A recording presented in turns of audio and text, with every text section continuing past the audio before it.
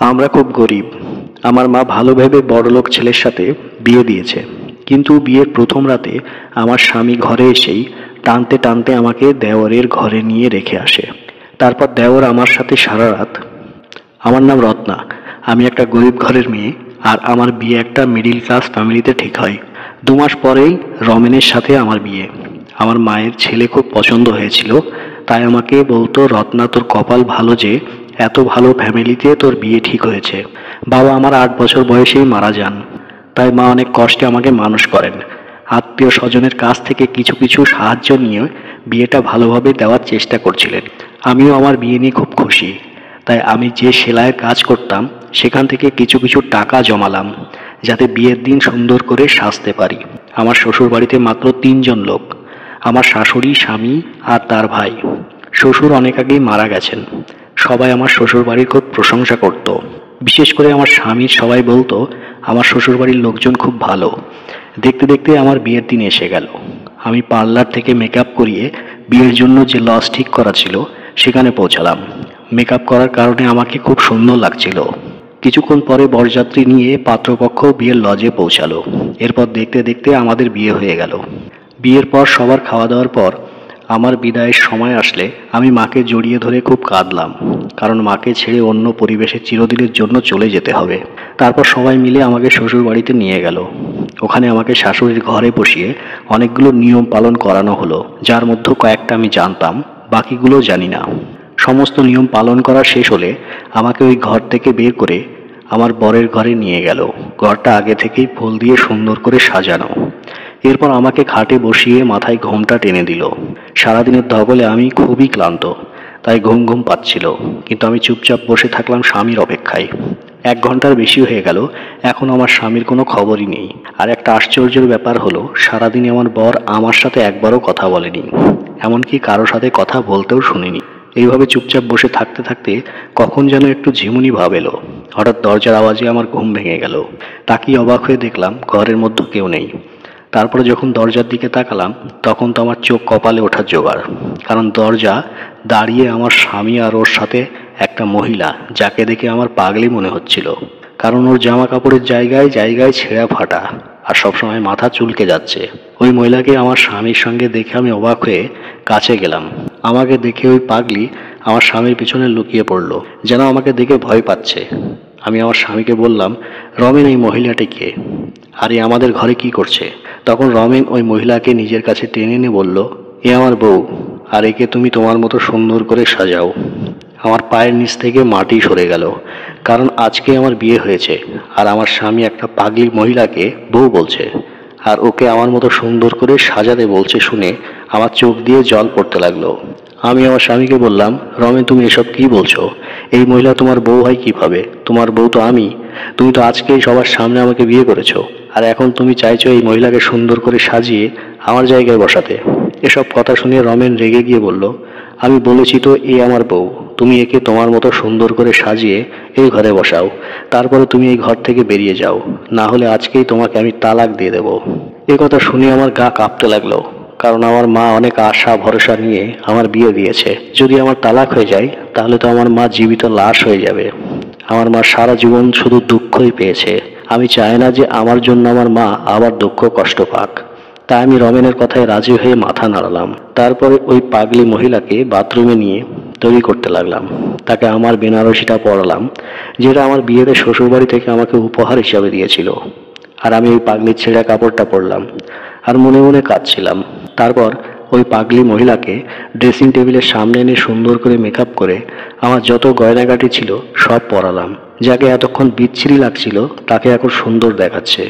ওই পাগলি জুয়েলারি পরে খুব এক্সাইটেড হয়ে গেল, আর আয়নার বারবার নিজেকে দেখে তালি বাজাচ্ছিল। ওই পাগলিকে রেডি করার পর আমি আমার স্বামীর দিকে ইশারা করলে আমার স্বামী উঠে ওই পাগলির কাছে এসে ভালো করে দেখতে লাগলো। তারপর আমাকে ঘর থেকে বেরিয়ে যাওয়ার ইশারা করলো। আমি কাঁদতে কাঁদতে বাইরে বেরিয়ে আসলাম। আমাকে দেখে কে বলবে যে কিছুক্ষণ আগে আমার বিয়ে হয়েছে? আমাকে দেখে যে কেউ পাগলিই বলবে। এই বাড়িতে নতুন, তাই বুঝতে পারছিলাম না এত রাতে কোথায় যাব। কোনো উপায় না পেয়ে দরজার সামনে বসে পড়লাম, কারণ অন্য কোনো ঘরে যদি যেতাম তাহলে আমাকে সবাই বলতো বিয়ের প্রথম রাতেই বর একে ঘর থেকে বের করে দিয়েছে। তাই নিজের আত্মসম্মানের আর তালাকের ভয়ে আমি চুপচাপ আমার স্বামীর দরজার সামনে বসে রইলাম। দুঃখে আমার ঘুমও আসছিল না, তাই চুপচাপ বসে রইলাম। কিছু সময় পরে বারান্দায় কারো আওয়াজ পেয়ে তাকিয়ে দেখি আমার দেওর। ও আমাকে ওখানে দেখে চমকে ওঠে। তারপরে আমার হাত ধরে টানতে টানতে নিয়ে গেল। মুখ ঢাকা ছিল বলে ও হয়তো আমাকে চিনতে পারেনি, আর আমিও কিছু বলতে পারছি না, কারণ এতে আমারই অসম্মান হবে। কারণ আমি সেই মেয়ে যাকে বিয়ের প্রথম রাতেই তার স্বামী ঘরের বাইরে বের করে দিয়েছে। ও হয়তো আমাকে ওই পাগলি ভেবেছিল, তাই টানতে টানতে আমাকে স্টোর রুমে নিয়ে একটা দড়ি দিয়ে বেঁধে ফেলে। তারপর আমি অবাক হয়ে দেখলাম যে সে আমার জন্য বাসি রুটি, তরকারি আর কিছু ওষুধ নিয়ে আসলো, যেটা হয়তো ওই পাগলির জন্য। কিন্তু আমি ওই ওষুধ কিছুতেই খেতে পারবো না, কারণ আমি তো পাগলি না। দড়ি দিয়ে আমার পা বাঁধা ছিল, কিন্তু দুটো হাত খোলা। ও আমাকে ওই বাসি রুটি খেতে বলল। আমি তাড়াতাড়ি মাথা ঝুঁকিয়ে না বললাম। যেই মাথা ঝুঁকালাম তখনই আমার মুখ থেকে কাপড় পড়ে গেল, আর আমার দেওর আমাকে দেখে চমকে উঠল। ও বিশ্বাসই করতে পারছে না যে এটা আমি। তারপরে ও আমাকে বলল, তুমি এই অবস্থায় কেন? আমি কাঁদতে কাঁদতে ওকে সব কথা খুলে বললাম। ও আমার কথা শুনে মাথায় হাত দিয়ে বসে পড়ল। তারপর বলল, তোমার উচিত হয়নি দাদার কথা শুনে ওই পাগলিকে নিজের জায়গায় বসানো আর ঘর থেকে বেরোনো। এ কথা শুনে আমি বললাম যে তোমার দাদা আমাকে তালাক দেওয়ার আর এই বাড়ি থেকে বের করে দেওয়ার ভয় দেখাচ্ছিল, আর আমার তালাকের কথা শুনলে আমার মা জীবিত লাশে পরিণত হবে। তারপর আমার দেওর আমার পা থেকে দড়ি খুলে আমাকে ওর পিছন পিছন আসতে বলল। আমি ওর পিছন পিছন স্টোর রুম থেকে বেরিয়ে অন্য একটা ঘরে গেলাম, যেখানে আমার শাশুড়ি ঘুমিয়ে। আমার দেওর শাশুড়িকে ঘুম থেকে উঠিয়ে সমস্ত কথা বলল, যেটা শুনে আমার শাশুড়ি দীর্ঘ নিঃশ্বাস ফেলল। আমি বুঝতে পারছিলাম কিছু একটা তো আছে, যেটা এরা আমার থেকে লুকাচ্ছে। তাই আমি আমার শাশুড়িকে সরাসরি জিজ্ঞেস করলাম, ওই মহিলাটি কে, যার জন্য আমাকে আমার ঘর থেকে বের হয়ে আসতে হয়েছে? তখন আমার শাশুড়ি দেওরকে বাইরে যেতে ইশারা করলো। দেওর বাইরে বেরিয়ে গেলে শাশুড়ি আমাকে ওনার পাশে বসিয়ে বললেন যে ও হলো আমার বান্ধবীর মেয়ে। ওর ছোটবেলাতেই ওর বাবা মা মারা যায়, তাই আমি ওকে বাড়িতে এনে নিজের মেয়ের মতো মানুষ করি। ওরা তিনজনে একই সাথে বড় হয়। রমেনের সাথে ওর বন্ধুত্ব খুব ভালো ছিল। আমার শাশুড়ি আরও বললেন, ওই পাগলি মেয়েটার নাম অনন্যা। ও বড় হলে আমার শাশুড়ি ওকে বিয়ে দেওয়ার জন্য পাত্র দেখতে শুরু করলে অনন্যা বলে যে ও কাউকে ভালোবাসে আর তাকেই বিয়ে করতে চায়। এটাতে আমার শাশুড়ি খুশি হয়ে ওই ছেলের সাথে অনন্যার বিয়ে ঠিক করেন। কিন্তু এই খবর যখন রমেন শুনল, তখন ও চিৎকার চেঁচামেচি জুড়ে দিল, কারণ ও অনন্যাকে ভালোবাসে আর বলে বিয়ে যদি করতে হয় তাহলে অনন্যাকেই করবে। কথা শুনে আমার শাশুড়িও মনে মনে খুশি হয়েছিল, কারণ উনিও অনন্যাকে খুব পছন্দ করতেন। কিন্তু যখন অনন্যা শুনল যে রমেন ওকে ভালোবাসে এবং বিয়ে করতে চায়, তখন অনন্য সরাসরি না বলে দেয়। এটা শুনে রমেনের মন ভেঙে যায়, তাই ও ব্যবসার কাজে বাইরে চলে যায়। অনন্যার কথা শুনে আমার শাশুড়ির খারাপ লাগলেও তিনি অনন্যার বিয়ে ধুমধাম করেই দেন। রমেন এতটাই দুঃখ পেয়েছিল যে ও অনন্যার বিয়েতেও আসেনি। অনন্যা বিয়ের মাত্র 2 মাস পরেই ফিরে আসে, কারণ ওখান থেকে ও কেমন পাগল হয়ে যাচ্ছিল। আর ওর স্বামী ওর সমস্ত গয়নাগাটি টাকা পয়সা নিয়ে পালিয়ে যায়। তারপর আর তাকে খুঁজে পাওয়া যায়নি। পরে খোঁজখবর নিয়ে জানা যায় অনন্যার সঙ্গে ছেলেটি অনলাইনে পরিচয়। তার মানে ছেলেটি একটা ফ্রড, যে টাকা পয়সার লোভে ফ্রড বিয়ে করেছিল। অনন্যা তখন প্রেগনেন্ট। কথা শুনে দুঃখে অনন্যা পাগলের মতো আচরণ করতে শুরু করে। তারপরে যখন ওর বাচ্চা নষ্ট হয়ে যায়, তখন অনন্যা পুরোপুরি পাগল হয়ে যায়। এই খবর যখন রমেন শোনে, ও তাড়াতাড়ি বাড়ি ফিরে অনন্যার খেয়াল রাখতে শুরু করে। ও অনন্যাকে ভালো ডাক্তার দেখায়, কিন্তু ডাক্তার বলেছিল হয়তো অনন্যা পুরোপুরি ঠিক হবে না। একটা মাত্র সম্ভাবনা আছে, ওর সাথে যা যা হয়েছে তাই যদি আবার রিপিট করা হয় তাহলে হয়তো ঠিক হতে পারে। কথা শুনে রমেন ওকে বিয়ে করার জন্য ব্যস্ত হয়ে পড়ে। তখন আমার শাশুড়ি ওকে নিজের দিব্যি দিয়ে কোনো রকমে আটকে রাখে। এইভাবে 1 বছর কেটে গেল, কিন্তু অনন্যার কোনো উন্নতি দেখা গেল না। তাই আমার শাশুড়ি রমেনকে বোঝাতে লাগলো, অনন্যা যখন 1 বছরও ঠিক হয়নি, তাহলে কি এমন গ্যারান্টি আছে যে ও বিয়ের পরে ঠিক হয়ে যাবে? অনন্যা খুব বেশি পাগলামি করত, আর ওর ধারের কাছে কেউ ঘেঁষতে পারতো না। আর কয়েকবার তো কামড়ানোরও চেষ্টা করেছে, আর সুযোগ পেলেই বাড়ি থেকে পালিয়ে যেত। তাই আমরা ওকে দড়ি দিয়ে বেঁধে রাখতে বাধ্য হই। রমেনের এত চেষ্টার 1 বছর পরেও অনন্যা যখন ঠিক হলো না, তখন বাড়ির সবাই রমেনকে বুঝিয়ে শুনিয়ে বিয়ে দিল। কারণ সবাই ভেবেছিল যে রমেন বিয়ে করলে হয়তো ওর মন থেকে অনন্যার প্রভাব কমে যাবে। আমার শাশুড়ি সবসময় চাইতো রমেন যেন বিয়ে করে সুখী হতে পারে। কিন্তু রমেন যে অনন্যাকে পুরনো জীবনের কথা মনে করানোর জন্য অনন্যাকে নিজের বাসর ঘরে নিয়ে গেছে, এটা তারা কেউ জানতো না। শাশুড়ির মুখ থেকে এই সমস্ত কথা শুনে আমার কারেন্টের শক খাওয়ার মতো অবস্থা হলো। কারণ আমাকে এমন একটা ছেলের সঙ্গে বিয়ে দেওয়া হয়েছে যে আগে থেকেই অন্য কাউকে ভালোবাসে। হয়তো আমরা গরিব, তাই আমাদের সাথে এইসব করা যায়, কারণ ওরা জানে আমরা কিছুই করতে পারবো না। এইসব ভেবে ভিতরে ভিতরে কান্নায় আমার বুক ফেটে যাচ্ছিল।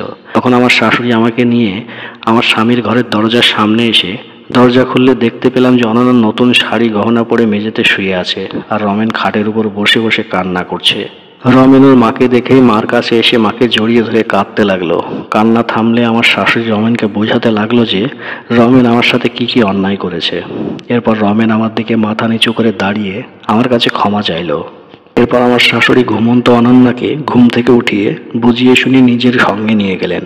ওরা যাওয়ার পরে রমেন আমার কাছে আবার ক্ষমা চেয়ে আমাকে কারণ বোঝাতে লাগলো, যেটা আমি আগেই আমার শাশুড়ির কাছ থেকে শুনেছি। আমি বুঝতে পারলাম যে রমেন বিয়ে করতে চাইতো না, যাতে অনন্যা দেখাশোনা করে, ঠিক করতে পারে এবং ওকে বিয়ে করতে পারে।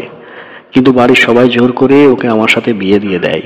রমেন নিজের দুঃখ আমার সাথে শেয়ার করতে শুরু করলে আমি ওকে বললাম, আমি সবসময় তোমার পাশে আছি। আমার নিজের উপর বিশ্বাসও ছিল যে আমি ওর মনে আমার জন্য জায়গা করে নিতে পারবো। আর এইসব কথা না আমি আমার মাকে না অন্য কাউকে বলতে পারবো।